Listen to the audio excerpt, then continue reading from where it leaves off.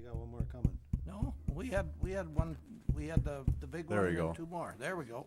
Thank you. Moving on, we need to approve the minutes of the March 24th meeting. So move approval. Second.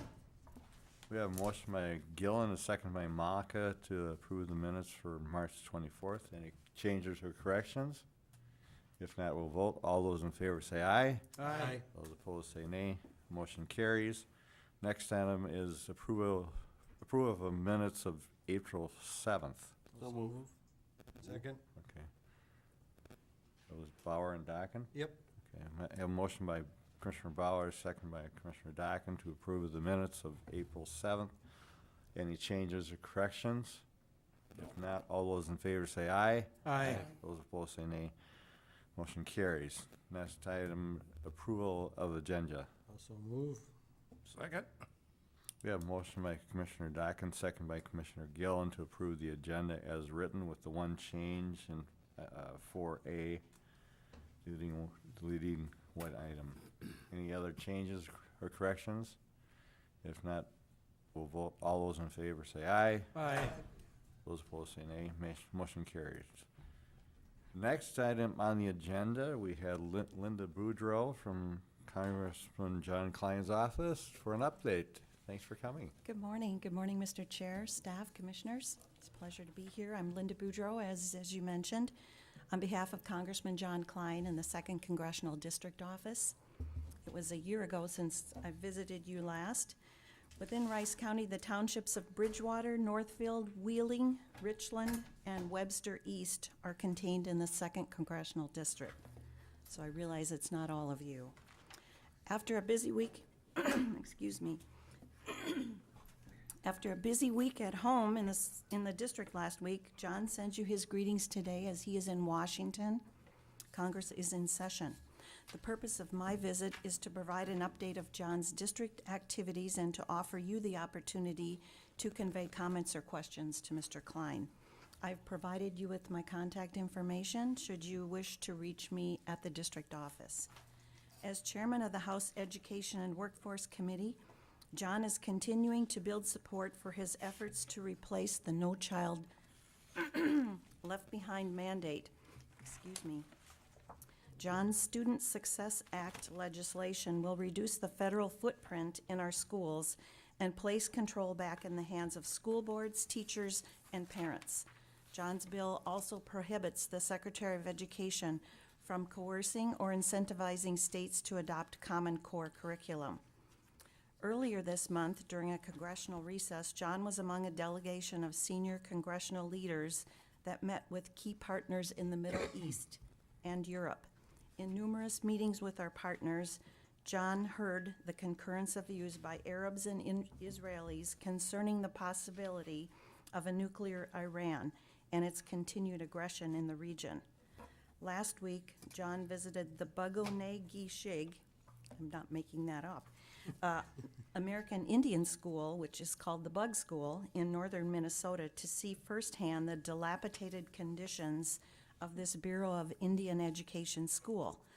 The federal government has made a commitment to American Indian students and families to provide educational opportunities that preserve their culture, language, and traditions. John looks forward to chairing a hearing next week to untangle the federal bureaucracy that oversees the BIE schools. If you have any questions, this is a time I'd like to hear from you. Anything you'd like to convey to Mr. Klein, questions or comments? Commissioners? Go ahead, Jake. Thank you, Mr. Chair, and welcome, Linda. Thank you. John used to have an ag committee, and I don't know if he just got too busy that he hasn't got time for the farmers. It used to be all of Rice County. It's now just the 5 townships or whatever up in the Yes. on the north end. And I said, but I know I'll bet it's been 3 years since he had that. And I said there was a whole group of us that were pretty regular clients of his that we always tried to give him a full room to make it look like we were important. And I said, there's still a lot going on in the ag area. And I said, I guess I would like to see that continued, even if I'm out of his district at the present time, but the ones on the north end, I said, would still appreciate it. Thank you, Mr. Chair and Commissioner. You are on the Advisory Ag Committee. You have been all this time. And, you know, it doesn't necessarily have to meet to receive your input and advice, and it's welcomed and appreciated and valued. So if there's anything you'd like to, you know, provide as far as information, you can email or call me. I will get it to John. I should be back on the dairy thing again, because, man, I said Yeah. after last year, I said, the poor dairy people are really catching it in the shorts again, and I said, along with a lot of other commodities, the only commodity right now that's still a bloom is the meat end of the whole thing, and I said, and even hogs has kind of went out of the thing, but I said, beef itself, I said, has been a kind of a top priority, and I said, it's kind of this is the only thing that's holding some of this together yet, and, but anyhow, like I said, I'd like to see at least a meeting a year, I said, back in his district, I said, and like I said, the only way John ever remembered me was I was the individual that was always pushing for something for the, to do with the milk, I said, he was not very, knowledgeable about that, not near as knowledgeable as he was about the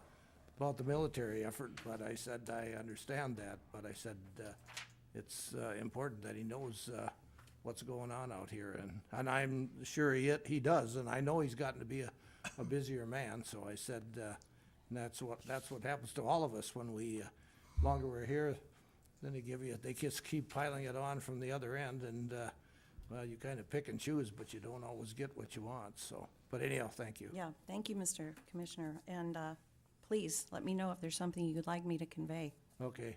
I will take your comments. Thank you, Board. And if you have no objection, I'll stop next year sometime. Thank you so much. Thank you. All right, next item on the agenda is Highway Department, is Dennis Louie.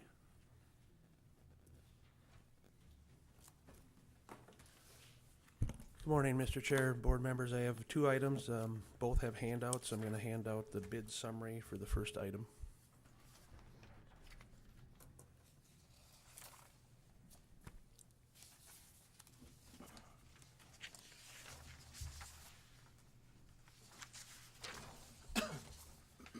So the first item on the agenda today is seeking the board's approval to award contract 1500.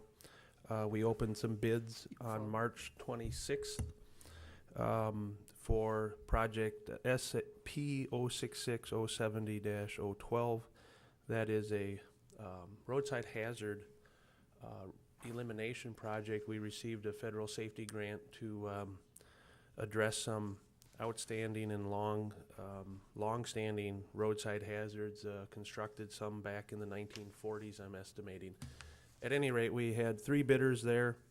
Nerstrand Excavation Incorporated had the low responsible bid of $246,793. A little under our estimate. This kind of job is tricky to estimate because it's not a standard highway project. We're basically going to remove 10, 12 driveways and rebuild them so that they don't have a vertical head wall. Anyway, I seek the board's approval to enter into that contract. Also move. I'll second it. We have a motion by Commissioner Dockens, second by Commissioner Gillen to award the contract 1500 to Nerstrand Excavation Incorporated. Go ahead, Jeff. Thank you, Mr. Chair. Approximately how many structures is it, Dennis? I guess I was a little bit surprised. I guess I hadn't seen the engineer estimate to start with. I guess I didn't know that it was that big of a project, I guess, in my eye.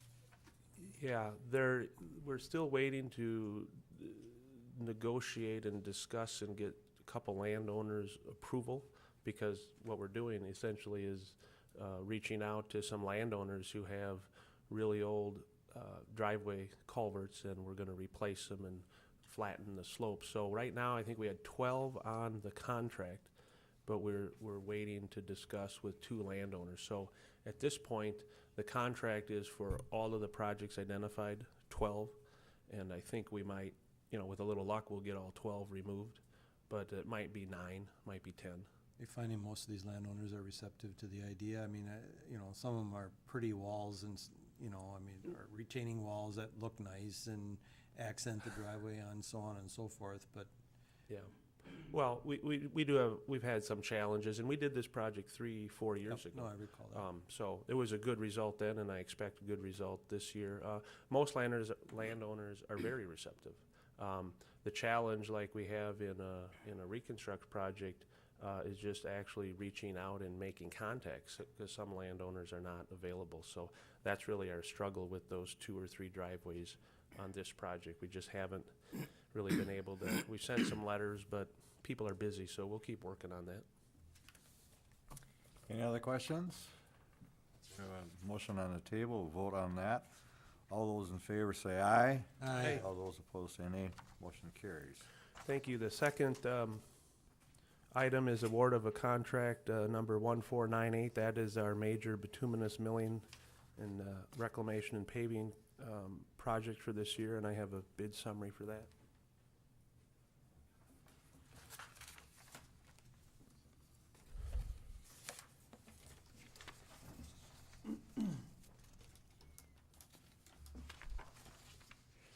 This project, as you see, we only had 1 bidder.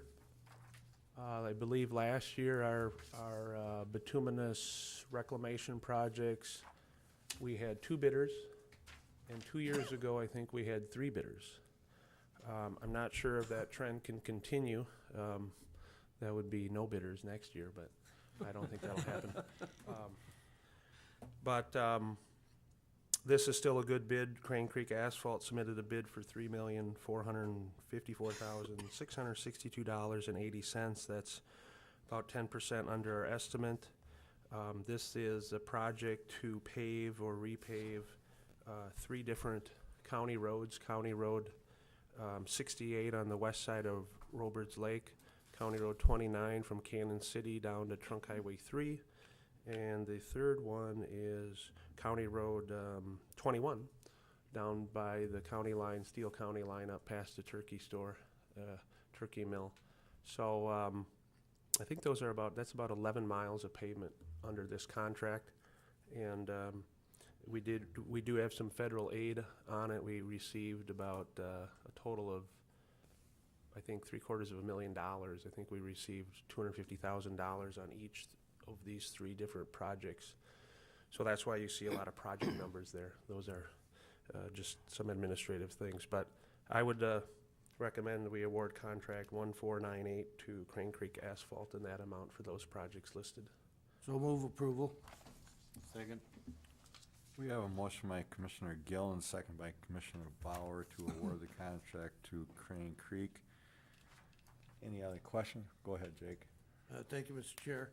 Are we gonna replace those head walls? There's a few of them on County Road 21. They're in that last bid? Yes, they are, Commissioner. Okay. Yes. I think there's, probably 3 or 4 of them on. I think there's at least 4 out I there. think so. And one of them has got the fancy brickwork all around the one end of it too, or both sides of it, so, but that's irrelevant, and so like I said, I just wondered because I knew there was some of them, luckily, and nobody's ever hit them, so. I think, Commissioner, that there's a number of significant vertical head walls on County Road 21, which is part of this contract to be paved. But on the previous contract, there's 4 or 5 head walls on that road, and we're still trying to reach a couple landowners regarding those. So Okay. we're working on that. Thank you. I would just note, if I could, Mr. Chair, that in the write-up to this agenda item, there was a provision that we award the contract contingent upon the state of Minnesota approving their DBE goal. That has, when I prepared the documents for the board agenda, that had not been accomplished. It has been approved. So we can just leave the motion, I think, as it is. All right, thank you. Any other questions? If not, we'll vote. All those in favor say aye. Aye. Those opposed say nay. Motion carries. Thank you, Dennis. Thank you. Moving on to Parks and Facilities with Jake Corsavi. Morning, Jake. Good morning, Commissioners. Today I just got the two items. First one is Highway Shop Fire Damage Contract Awards. ISG completed the damage assessment and prepared repair documents. The repairs include structural repairs, HVAC repairs, crane replacement, and electrical repairs. The plans were sent out for quotes to Metcon, Total Tool Supply, and Bob's Electric. Each contractor submitted a quote based off the repair documents only. The cost for these repairs came to a total of $358,197. I recommend approval of the contracts with Metcon Construction in the amount of $271,282. Total Tool Supply in the amount of $39,175. And the contract for Bob's Electric in the amount of $47,740. And all these are contingent upon review by the county's attorney's office. So moved. Second. We have motion by Commissioner Malika, second by Commissioner Bauer to approve the contract awards. Any questions or comments? If not, we'll vote. All those in favor say aye. Aye. Those opposed say nay. That carries. All right, my second item is the Highway Shop Office HVAC upgrades. This project was incorporated into the fire damage repair documents in an effort to save cost. The scope includes a new unit to separate the office HVAC from the shop office HVACs, and also their break room and soil lab room. And then this also includes new controls. Metcon provided a separate bid for these upgrades in the amount of $26,364, which did not include the controls. I just want to note that Metcon did also provide all their bid information and backup to ensure they solicited bids from different contractors. Poppy Companies provided the bid for control work in the amount of $29,320. The cost of these two contracts is $55,684, and the funds for this portion is available through the 2013 capital improvement bonds. The overall budget for the HVAC project is $80,000. I'd like to recommend approval of the contracts with Metcon Construction in the amount of $26,364 and Poppy Companies in the amount of $29,320. Again, all contingent upon review by the county's attorney's office. So move approval. Second.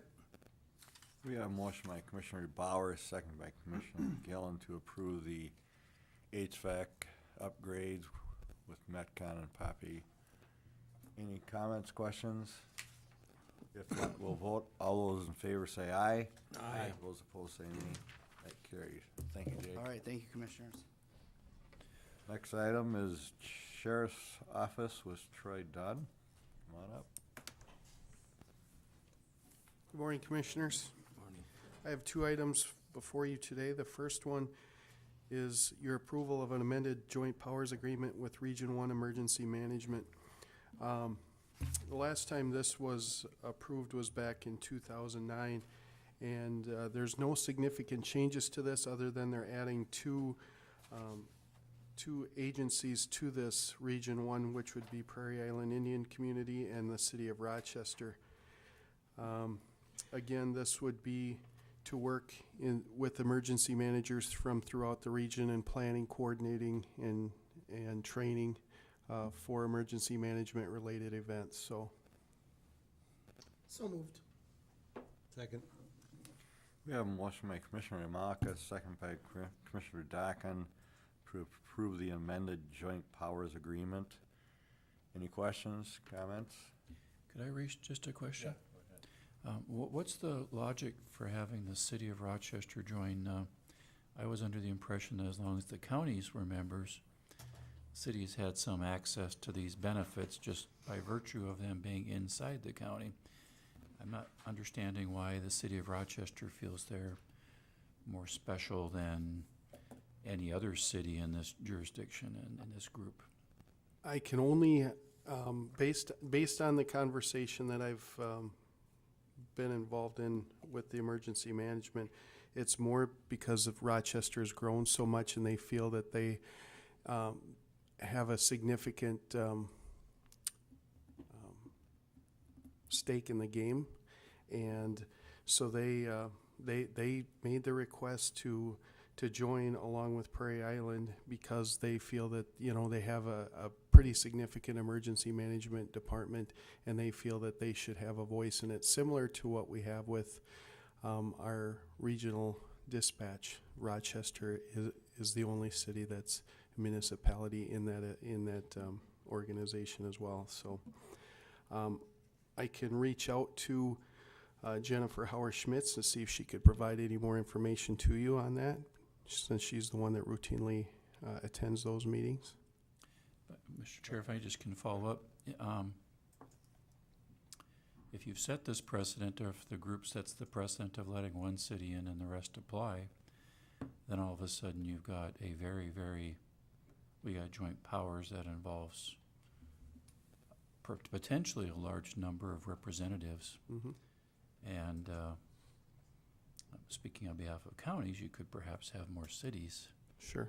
coming to the table than county representatives, which then could potentially, over time, shift to some balance of interest. Mm-hmm. I'm just raising a voice of Yeah. question and perhaps some caution on cities' involvement in this. Go ahead, Jeff. Thank you, Mr. Chair. I guess I hadn't thought about it that way prior to this, Administrator Murphy, but then wouldn't you also place the same thoughts pertaining to the Prairie Island Indian community? Because they also be encompassed in some kind of a county. So would you not apply that same logic to them? And any other kind of other outside agency or organization that would want to apply? That would be my question. So maybe we aren't looking at this close enough prior to making the agreement. We'll make the assumption that all the other counties have to make the same agreement. And I don't know what the response has been from other counties and what they're doing. So maybe we are jumping the gun. I hadn't looked at it that way or thought about it that way. It seems like Olmsted County seems to have enough pull as it is, so that might be a very legitimate point, I guess. Go ahead, Galen. You can look at the opposite as well, that that Rochester can bring some significant resources to the table, such as they have with the regional radio board. Manpower, let alone, I don't remember the investigator or the sergeant or whoever the gentleman is that is on the radio board, but he was one of the original people and he continues to come to those meetings. He's a significant resource to that regional radio board. I don't remember his name. Yeah, he's a captain and he's now the co-chair Right. on the regional radio Right. board. And yet that board has been around and there are no other cities other than the city of Rochester, and they are a significant city in the southeast region. So you can look at the other side of it as well. They can bring a lot of resources to the board. Go ahead, Jake. Thank you, Mr. Chair. But then how do you look at Prairie Island? They don't bring no resources to the board. Well, we're not talking financially. We're No, talking but, we're talking brain power here or manpower. But- And you have to look at you have to look at it as not being a negative. You have to look at it as being a positive. And yes, they're their own little entity, but they could probably bring some significant manpower, brain power to the. But up to this point, they haven't. I mean, because they've been part of this since it started too. I said they're in Goodhue County, I believe, is where Prairie Island is in. Correct. So I said, and so they've not offered anything to this point. You're right, as far as the city of Rochester is concerned, but what does Prairie Island hope to bring to the table here? Same scenario as far as I'm concerned, but they're not bringing really anything other than another voice to the table at this time. Go ahead. All right, our attorney would Oh, okay. speak to us. I just wanted to provide for you information relative to the Regional Radio Board, which is fundamentally different than the joint powers agreement that you have in front of you. And the reason why Rochester is part of that is that their dispatch really was a combination county and city function.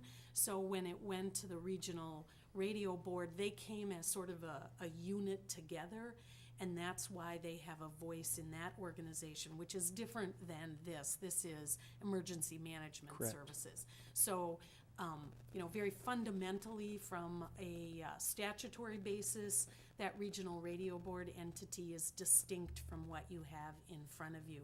So, Tony's comments about having a city in this is relevant to this agreement, and it's different as it relates to the Regional Radio Board. I would just offer the additional comment relating to the Prairie Island. As a Indian community, they are a sovereign nation and distinct from the county around them, or so they're not like a city. They're an entity which is distinct from the normal, traditional governmental units that we have here in Minnesota. So they perhaps would have standing, despite not bringing resources, they may have standing from a jurisdictional standpoint that cities do not have. Okay, And I just want to reiterate that this is again for planning, coordinating, training exercises, and possible equipment purchases made available through grants to the region. So it's not necessarily, for specifically for a formal event. This is just for the planning and coordinating, so. go ahead, Jake.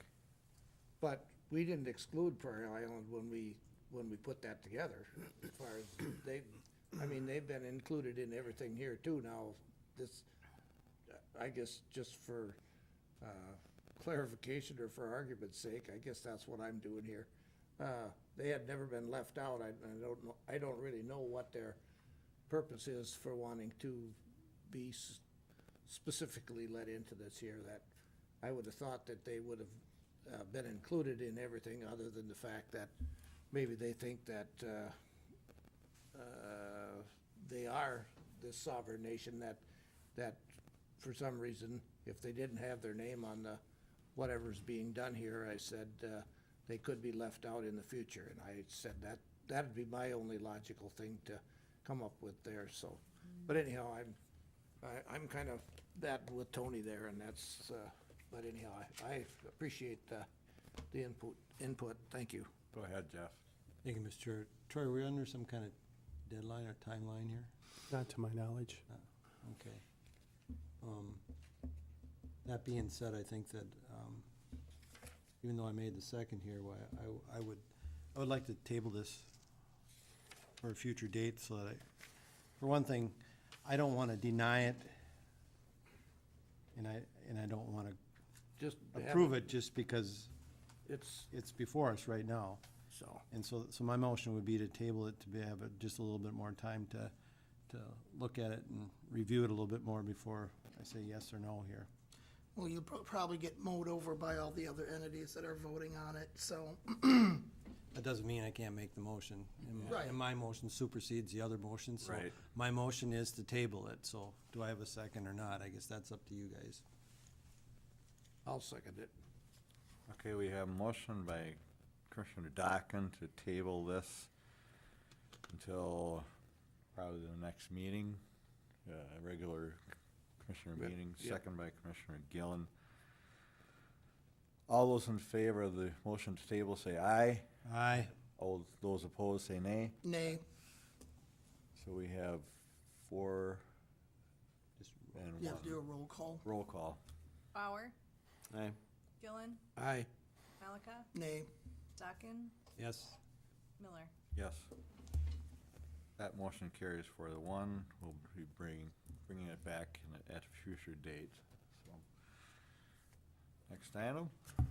Okay, and then the next item on the agenda is a outdoor warning service agreement with Whitewater Wireless. With the upgrade of the outdoor warning sirens when we went to the 800 megahertz, there's obviously significant changes, both in hardware and software that went into this, and we started looking and talking at our regional radio board as far as expenses that go into this.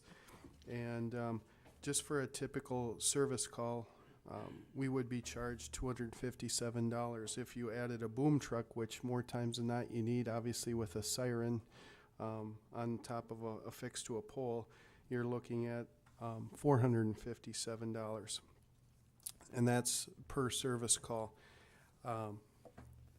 So we asked for service agreements throughout the region, and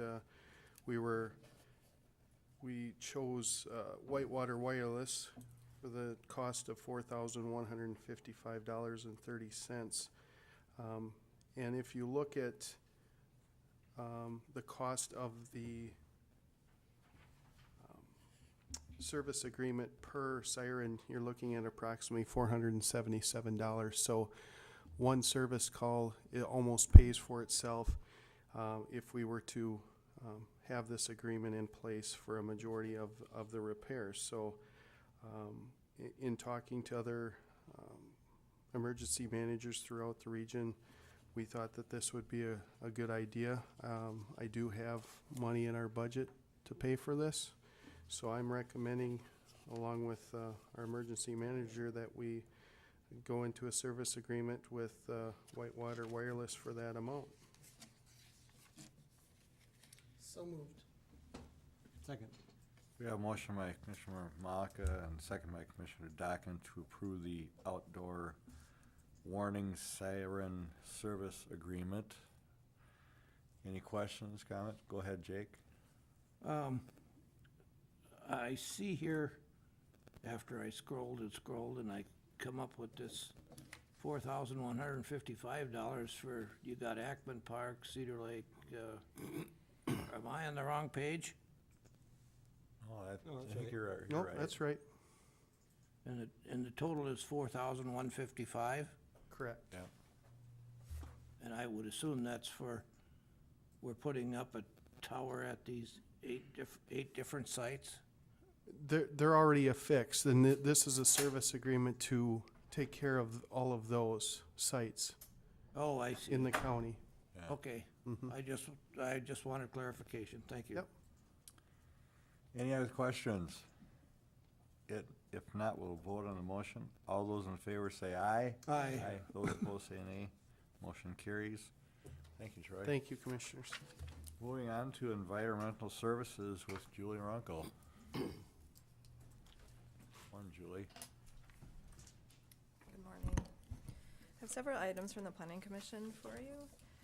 The first item is a request from Roy Windjam for a final plat, Windjam's West Shore Edition in section 16 and 21 of Wells Township. The Planning Commission did recommend approval with 6 conditions. Move for approval of 6 conditions. Second? We have a motion by Commissioner Bauer, second by Commissioner Gillen to approve the final plat for Windjam's West Shore. Any questions, comments? If not, we'll vote. All those in favor say aye. Aye. Those opposed say nay. Motion carries.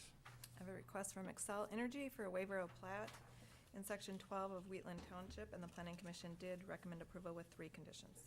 Also move approval. Second. We have a motion by Commissioner Dockin, second by Commissioner Malika to approve the waiver of plat for XL Energy in section 12 of Wheatland Township. Any questions, comments? If not, we'll vote. All those in favor say aye. Aye. Those opposed say nay. Motion carries. The next request is from Excel Energy for conditional use permit for grading and filling exceeding 400 cubic yards. This is in section 12 of Wheatland Township. The Planning Commission recommended approval with 9 conditions. So move approval, the 9 conditions. Second? We have a motion by Commissioner Bauer, second by Commissioner Gillen to approve the grand fill for XL Energy. Any comments, questions? If not, we'll vote. All those in favor say aye. Aye. Those opposed say nay. Motion carries. Next request is from Milestone Materials for a conditional use permit for an aggregate mining operation in Section 5 of Cannon City Township. The Planning Commission recommended approval with 21 conditions. How many? 21. So move approval with the 21 conditions. Second? Thank you. We have a motion by Commissioner Gillen, second by Commissioner Docken to approve the CUP for Milestone Materials with 21 conditions. Any questions, comments? If not, we'll vote. All those in favor say aye. Aye. Those opposed say nay. Motion carries. Next request is from Roger Bongers for a conditional use permit for aggregate mining, crushing and washing in Section 5 of Cannon City Township. The Planning Commission recommended approval with 17 conditions. So move approval with the 17 conditions. Second. We have a motion by Commissioner Gillen, second by Commissioner Malika to approve the COP for the Bongers in Section 5 of Cannon City Township. Any questions, comments? If not, we'll vote. All those in favor say aye. Aye. Those opposed say nay. Motion carries. The last item is a request from Jerry Ripma for a conditional use permit for aggregate mining operation in Section 1 of Webster Township. The Planning Commission recommended approval with 17 conditions. Move to approve with 17 conditions. Second. We have a motion by Commissioner Docken, second by Commissioner Malika for the COP for Ripma in Section 1 of Webster Township with 17 conditions. Any questions or comments? If not, we'll vote. All those in favor say aye. Aye. Those opposed say nay. That carries. Thank you. Thank you, Julie. Moving on, Human Resources with Lloyd Jandro. Morning, Larry. Good morning. On March 24th, the board met in closed session to review the performance evaluation for the county administrator, Tony Murphy. Pursuant to the Minnesota Statute 13D.05 subsection 3A, they're required to provide a summary of that closed session, so I'm here today to review that information. On an annual basis, the county administrator is evaluated. The evaluation is broke down into 8 major areas of responsibility with 3 ratings available. Each commissioner is asked to provide a rating. The county administrator is also provided an option to comment on his performance. The possible ratings are exceeds expectations, meets expectations, or below expectations. The evaluation categories include organizational management, fiscal business management, program development, relationship with the board, long-range planning, public relations, interagency relations, and professional development. Commissioners and the county administrator were provided the consolidated results of the evaluation at the March 24th board meeting. The summary of the results indicate the county administrator, Tony Murphy, meets or exceeds expectations for the evaluation categories. I'm requesting board approval of the county administrator's 2015 performance evaluation summary for anniversary date, February 3rd, 2015. Is there any So moved. questions? Second. We have a motion by Commissioner Bauer, second by Commissioner Gillen to approve the performance evaluation summary. Any questions or comments?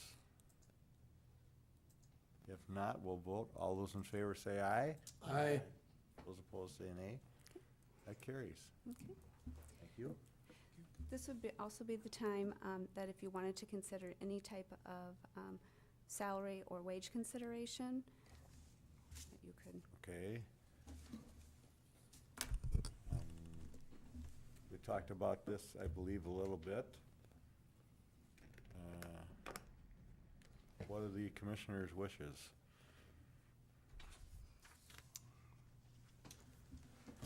Everybody's, Go ahead. everybody's gonna jump on this one, aren't they? Well, I mean, I do believe that Tony's is doing a good job and certainly at minimum deserving of what has been done in the contracts and so on and so forth as far as, and what is that, 2 and 2.5 or however it was? There's a little bit more. It's 2.75. 2.75. So I guess those are my thoughts. So that would be a 2.75.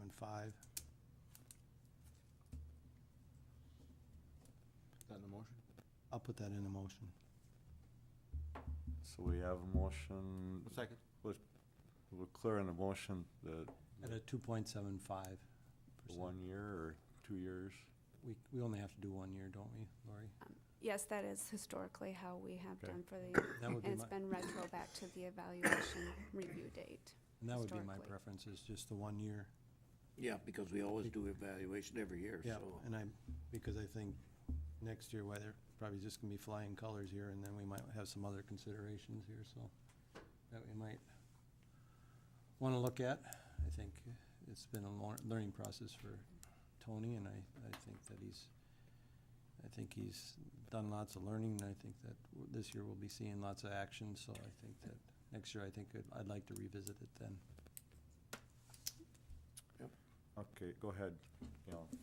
Well, I think it should have been set at 3%, but I'll go with what you guys are gonna throw out there. You gotta remember, he is the administrator, and he does run this whole operation on a day-to-day basis. And he's done a good job and will continue to do so, and yes, we'll see a lot of action this coming year, but that's all I'll say. Any other comments, questions?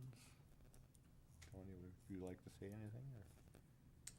I probably shouldn't say anything Okay. at this point. Just giving you the opportunity. There and are we'll- times to keep your mouth shut. so, Okay. it's time for that. All right, we have a motion by Commissioner Docken, second by Commissioner Bauer to increase our county administrator salary by 2.75%. All those in favor say aye. Aye. Those opposed say nay. That carries. Thank you very much. Moving on to administration with Tony Murphy. Commissioners, I just have the consent agenda available for your review and approval. So move approval of the consent agenda? Second. We have a motion by Commissioner Gillen, second by Commissioner Bauer to approve the consent agenda. Any questions, comments? If not, we'll vote. All those in favor say aye. Aye. Those opposed say nay. Motion carries. And then we have had a recommendation from the Personnel Committee to approve a reclassification of the office manager property tax collections job description in the auditor treasurer's office.